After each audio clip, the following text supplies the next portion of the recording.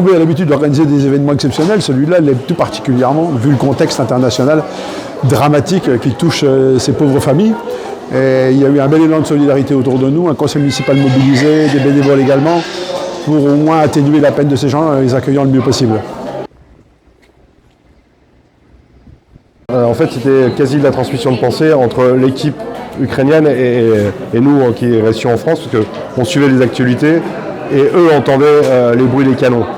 Et on s'est dit à un moment donné, on va être obligé d'organiser quelque chose, ils vont nous le demander, et 2 jours après, ils nous demandaient s'il y avait possibilité de faire quelque chose pour exfiltrer en quelque sorte leurs épouses et leurs enfants, parce que leur propos c'était de dire, vu ce qui se passe, ils tirent sur les villages, ils tirent dans les villes, donc on a plus intérêt à sortir les femmes et les enfants.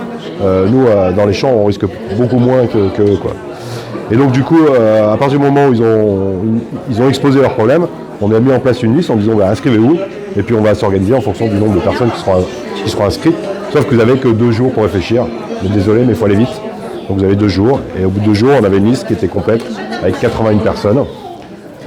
Et du coup, on a organisé la logistique derrière. Donc en Ukraine, ils ont cherché des bus, etc. Ce qui n'était pas facile à trouver, des gens qui voulaient traverser l'Ukraine en bus. Donc on a trouvé un grand bus, et puis on a assuré derrière toute la logistique, c'est-à-dire qu'il fallait emmener le fuel, parce que pas sûr on en trouvait sur la route. Donc on a 2 pick-up qui sont partis avec du fuel, et puis un bus avec une équipe de renfort pour aider avec les petits-enfants, etc., quand il faut descendre du bus, pour amener la nourriture, parce que 2 jours et demi de transport, etc. Donc voilà.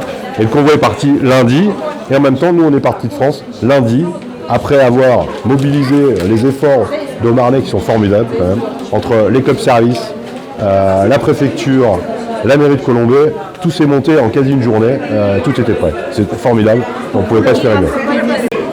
C'est pas un succès total, mais enfin on a réussi à faire en moins de 8 jours rentrer 85 réfugiés qui sont maintenant logés, nourris et qui sont à destination et protégés, sortis de la guerre. Maintenant, l'avenir nous dira, selon l'évolution de la situation en Ukraine, comment ça se passera. Mais on est là et c'était royal.